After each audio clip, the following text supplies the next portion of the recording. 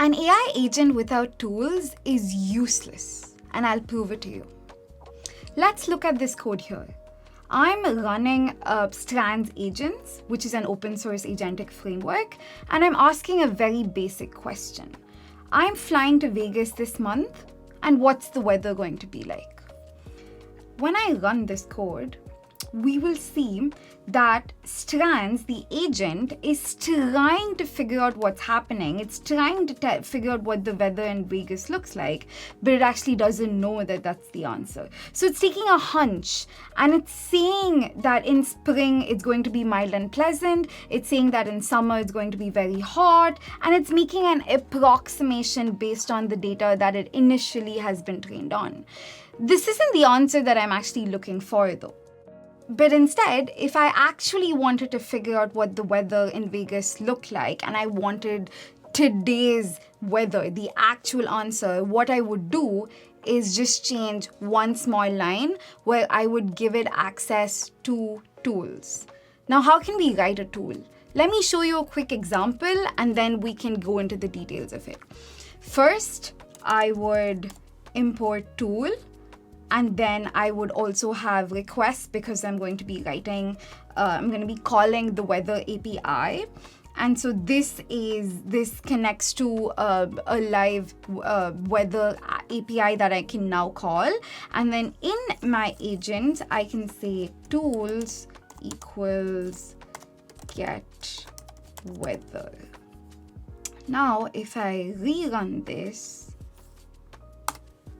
we will see that it's going to be calling this tool one get weather, and this will connect to this geocoding API, and then we will actually get the weather. So it says currently it's 88 degrees Fahrenheit, 31 degrees Celsius, and it's giving us an idea about what to do in Vegas. So now we actually get real-time information. Now, what does this mean for us? One tool.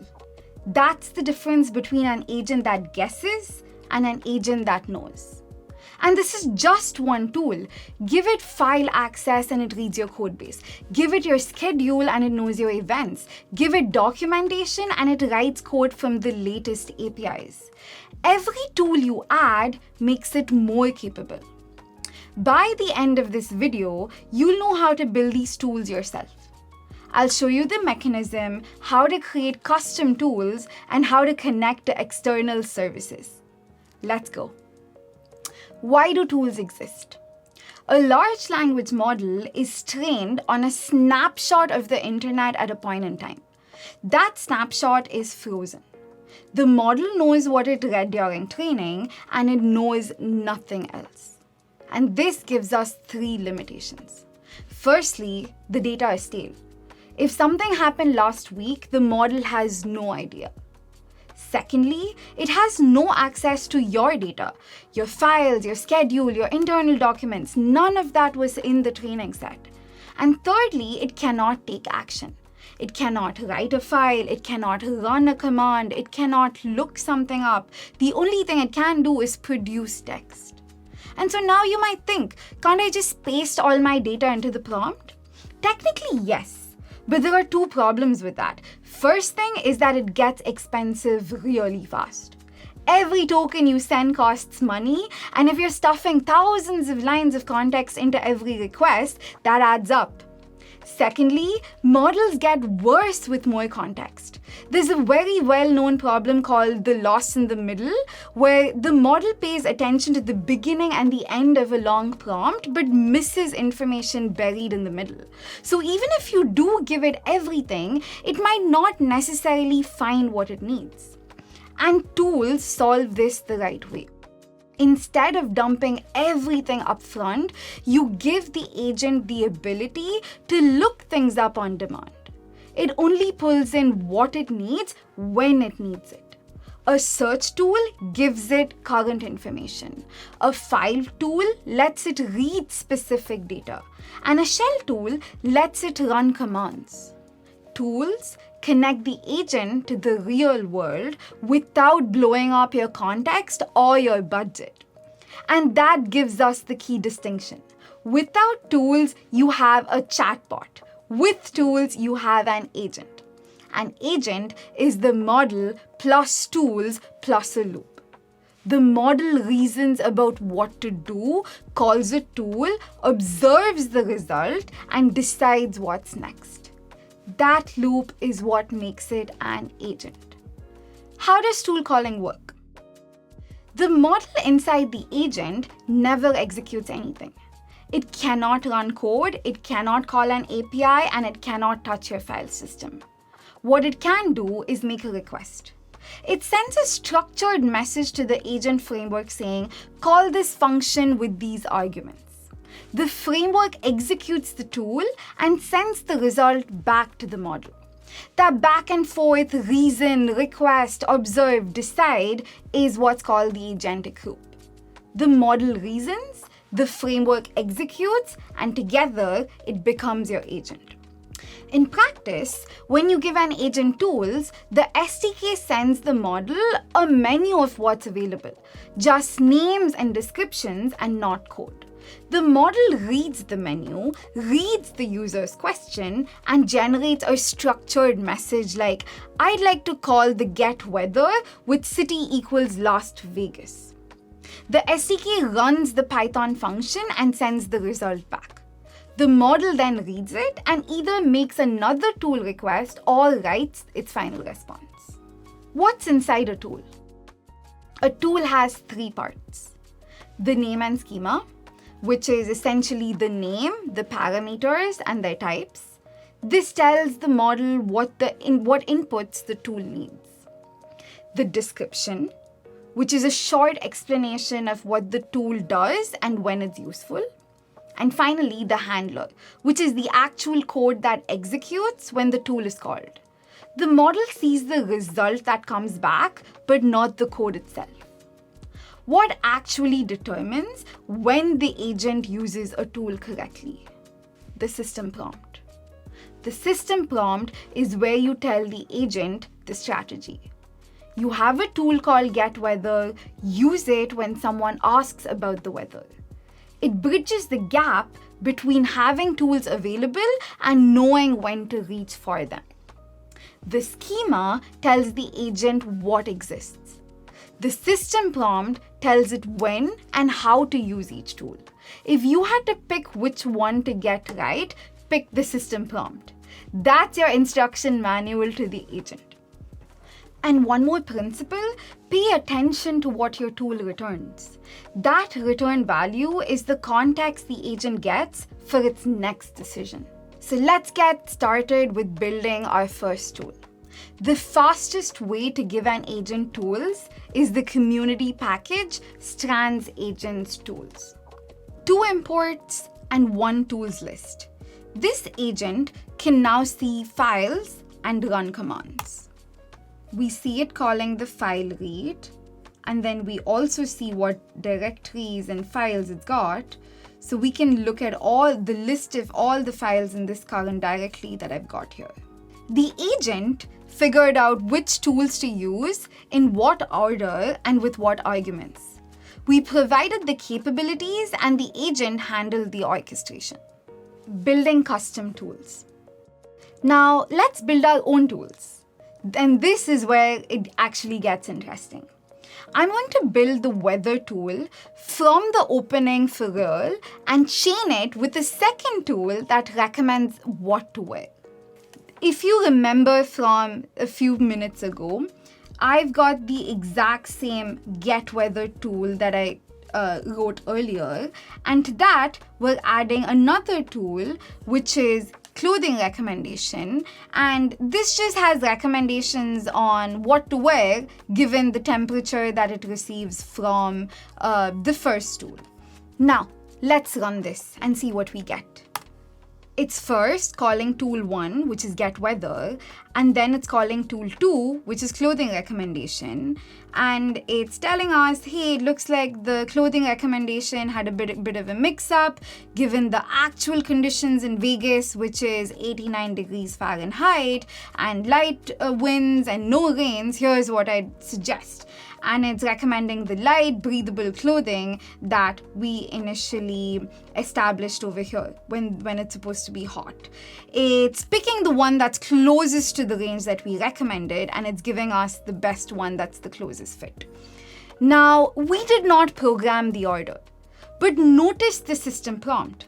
We told it, always check the weather first, then use that info to recommend clothing. That guidance in the system prompt is what makes the agent use the tools correctly and reliably. The add tool decorator is the interface. The function name becomes the tool name, the type hints become the schema, and the doc string gives a basic description.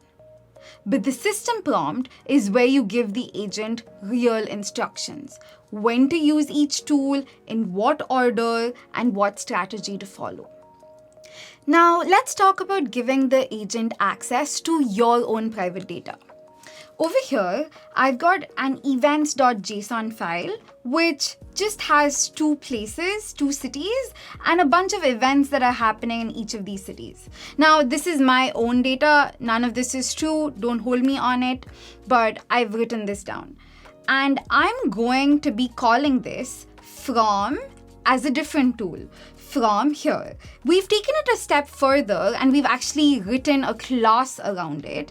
And all I'm doing here is I'm defining find events and I'm connecting it to, and I'm making my tools lookup.find events so that it actually does a lookup on events.json.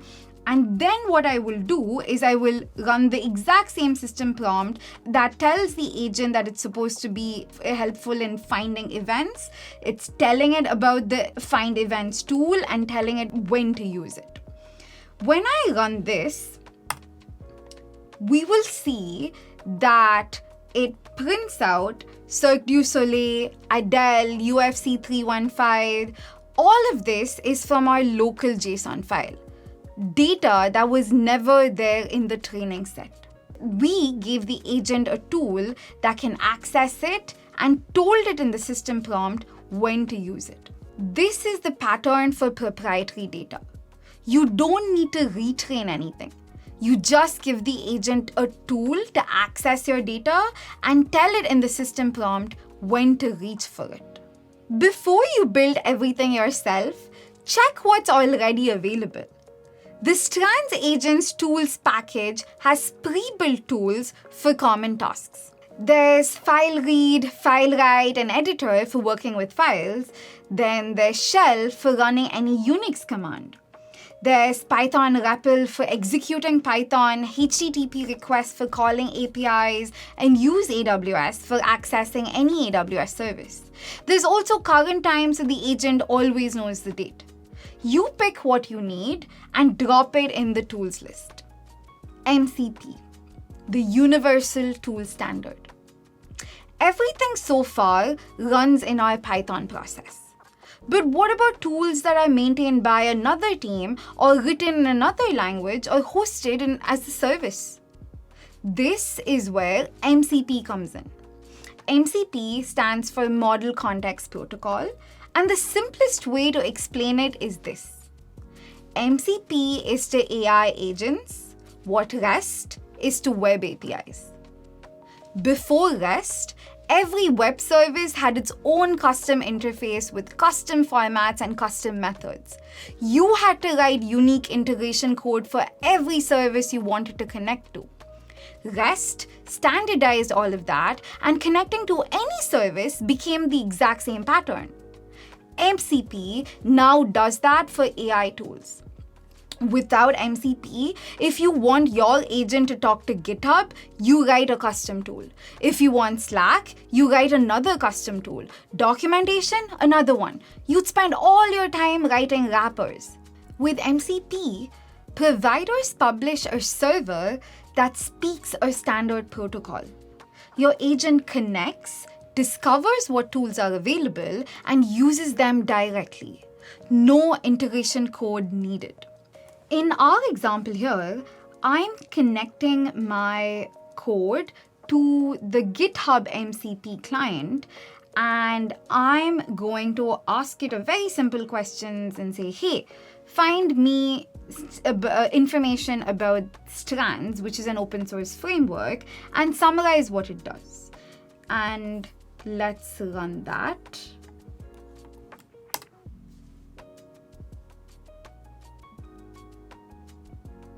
We see here that it's connecting to the GitHub MCP server on a standard IO, and it's doing a bunch of different tool calls. So it's trying to find the relevant pages, it's reading what it needs, and it's writing the correct output based on what it found here. So it's telling us, hey, these are the core features, and it's multi-agentic, it's bi-directional, this is how you quickly start, and it's giving us an example. So it's actually summarizing what Strands does. Now, what did we do here? We created an MCP client, told it how to start the server, and put it in the tools list. The same tools list everything else. Strands connects to the server, discovers the available tools, and makes them accessible to the agent. The agent doesn't know or care which tools are local Python and which come from an MCP server. They all look the same. There are hundreds of MCP servers out there for databases, cloud services, and developer tools. Instead of writing a wrapper for every service you want to connect to, you plug into their server and go. Let me recap what we just covered. We started with an agent that could only guess. We gave it a weather tool and it returned real answers. We gave it file access and it could see our system. We built custom tools and it chained them together in the right order. We gave it our own private data and it answered questions about information that it was never trained on. We connected an MCP server and it gained access to entire documentation with zero integration code. All of that went through just one interface. Tools. And the system prompt told it when and how to use each tool. Here's what I want you to do next. Think of one thing you wish AI could look up or do for you. Maybe it's a file you keep checking, or a lookup you do every day, or an internal API that your team uses. Write the function, add the add tool decorator, and tell the agent when to use it in the system prompt. That's all it takes. All the code from this video is in the GitHub repo linked in the description. Clone it, run the examples, and build your own on top. And if this was useful, subscribe. There's more coming. And if you build something with this, drop it in the comments. I want to see what you make. See you in the next one.